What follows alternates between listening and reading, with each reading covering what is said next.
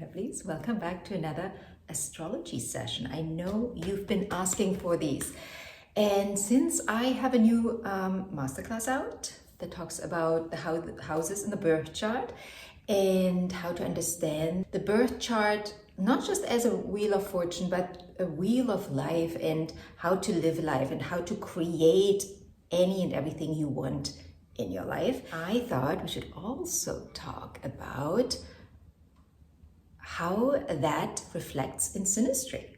I want to start with the 12th house because for me, it is the beginning and the end of everything. So what does it mean when your partner's planets, and in this video, we're going to talk about all the inner planets. When we start understanding the 12th house beyond loss, beyond dissolution, beyond illusion, what we get to is that the 12th house really represents the whole field, the field of consciousness, all the possibilities. So our 12th house, whatever sits there, right, whatever sign we have in there, tells us a lot about what soul we really wants to experience through self, right, in this lifetime. The 12th house is the place where the self,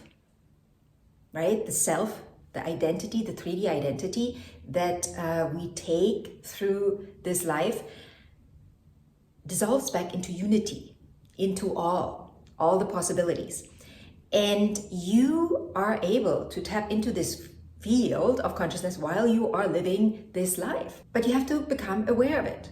Don't take my word for it. You have to get there yourself, right? You have to believe it. You have to first understand it, and then you have to believe it in order to be able to tap into that. You're not going to tap into it if you can't be open to that. If you see yourself as Rebecca Hart, living in New York City, going to work every day, if that's how you see your life, it is going to be a little harder to tap into all the possibilities because you already, your identity is locked in. Now you have to be able to understand, okay, I'm living this identity right now, but what else is possible for me? What else do I want, right? That's how you tap back into the 12th house, the consciousness field, or the field of consciousness. So the 12th house is not only the end of a cycle, it is the womb. It's the womb of all cycles. It's where everything originates and everything returns. And again, based on your chart, you look at your 12th house and you're like, okay, I have Leo there, or I have Aries there, or I have, I don't know, Scorpio there. Now, my soul, the seed of my soul, because it's the seed, very seed, right, wants to experience more of that energy, and I have to source through it and then take it with me through the cycle of life.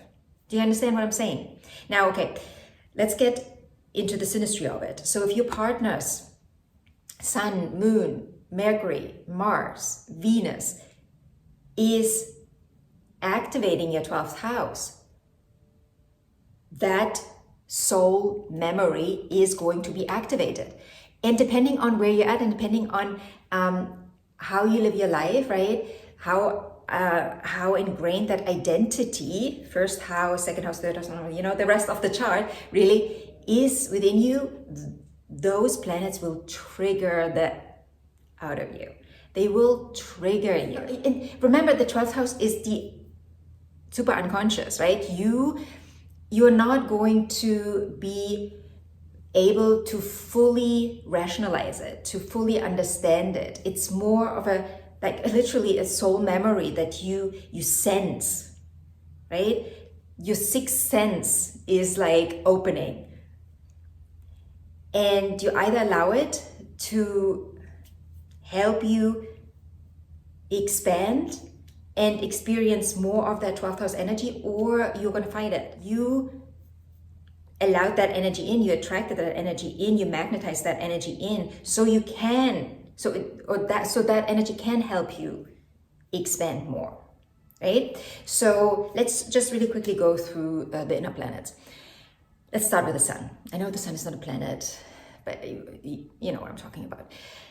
When someone's sun is literally illuminating your 12th house, for me, that is the strongest signature that you can have with someone, because it literally illuminates, right?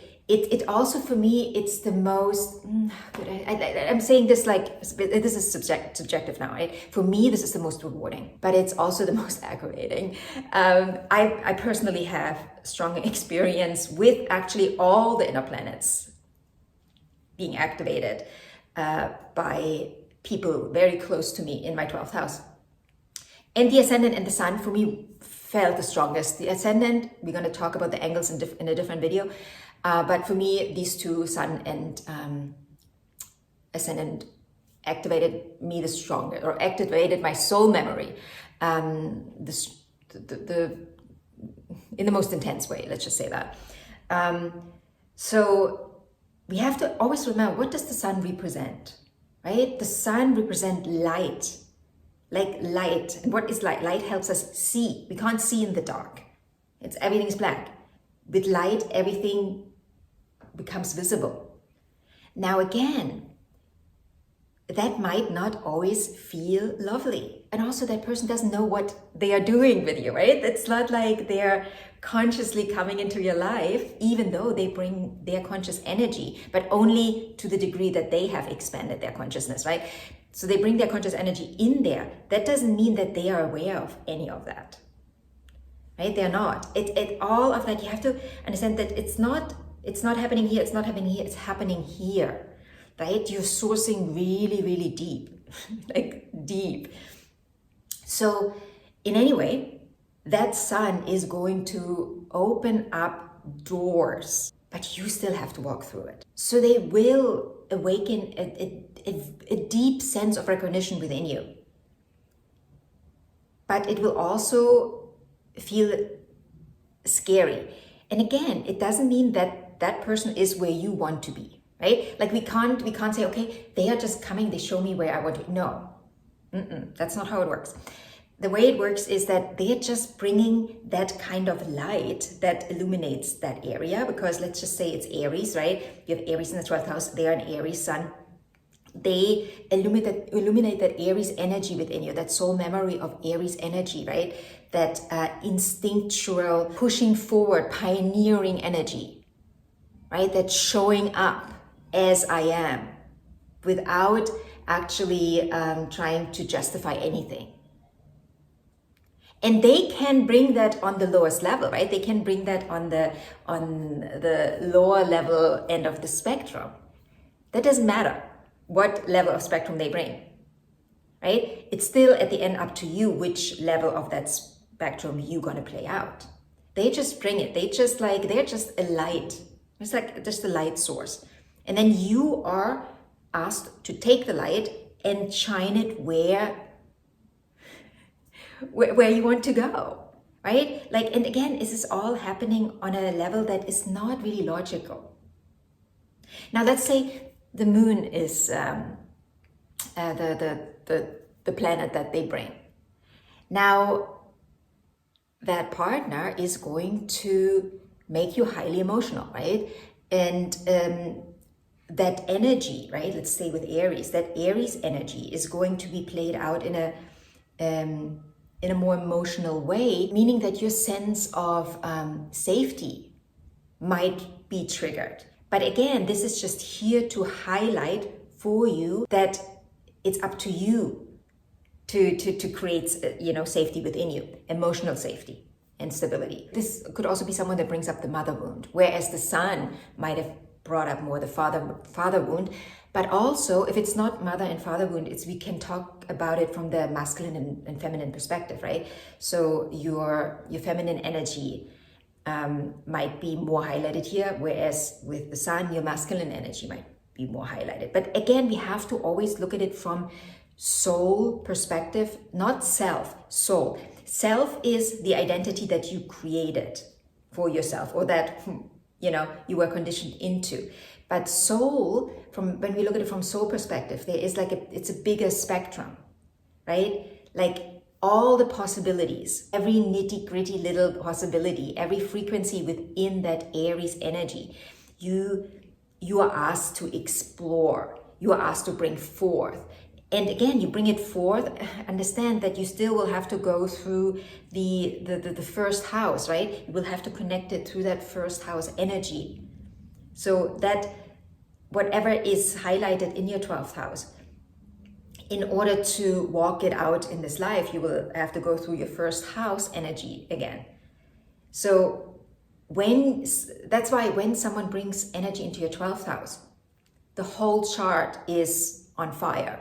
The whole chart is quote unquote in question, but not in question as in, is it right or is it wrong? But it's like, okay, what are we going to do now? What are we going forward now? Because when someone brings energy into your 12th house, if they are really close to you, right? If you, depending on how close you let them in, the more they will, that energy will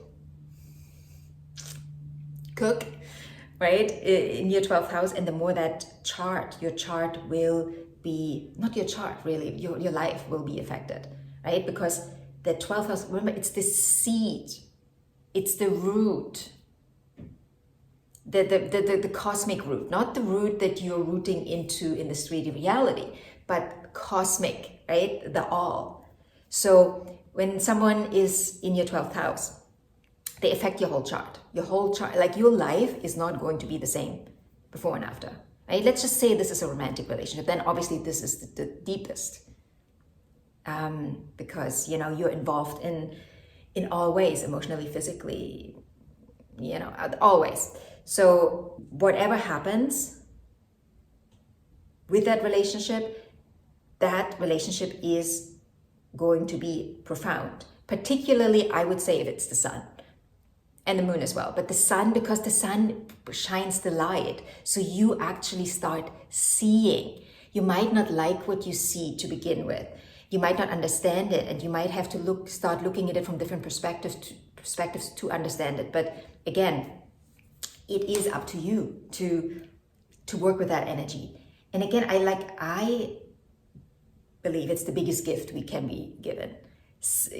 People with 12th house energy, or like that activate our 12th house energy. Now let's look at Mercury. Mercury obviously is communication, it's thought process, right? That your mind will be put upside down when someone brings their Mercury into your 12th house. And again, you might fight this strongly. And also you then also always look where you have your Mercury, right? It's the same with the sun, and also with moon. You always look as, okay, they bring that there. Where's my, what story is my moon telling me? And how does that connect? Sometimes it might connect, quote unquote, better than others, right? Sometimes it might be easier to connect because maybe you have a Capricorn moon and they have Taurus, your 12th house is in Taurus, and they have a Taurus moon. So, there might be a smoother recognition and a smoother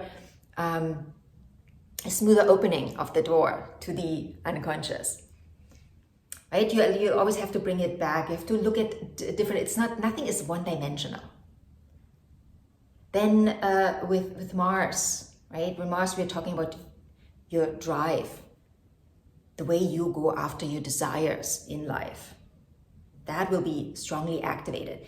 That Mars in the 12th house is a huge trigger. Probably of all the triggers, it's probably the biggest trigger. And it brings up repressed anger that you probably didn't know you had.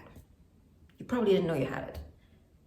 But they bring it out by maybe showing you their anger, right? So you look and you're like, why are they so angry? What are they not living? And then you come back to yourself, what am I not living?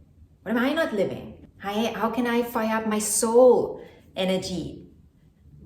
And fire is the topic here, even if it is not a fire sign, because Mars is fire energy. So there is going to be fire involved, even if we're talking about an air sign, water sign, or earth sign. And then with Venus obviously is going to look at worth and value, and then how that expresses in terms of self-love and like the way you show your love the way you allow love in. Often what I see with the 12th house Venus, or the partners Venus in your 12th house, is that you might not feel loved in the way you would like to feel loved. But again, this is only there to show you that you are not loving yourself. You're not loving on yourself enough. You're not valuing yourself enough. And that can play out differently, right? No person, again, I keep saying this must be so boring. I keep saying the same thing over and over again, but no person is the same, right? You live out your experience. So you can have two different partnerships, and both partners might have their Venus in your 12th house, and it can look differently, right? They can show up differently because it's almost like the life or the field showing you different ways of the same coin, or different sides of the same coin, so you get it, right? You get it. Maybe you didn't get it this way. Maybe hopefully you get it this way now. Do you understand?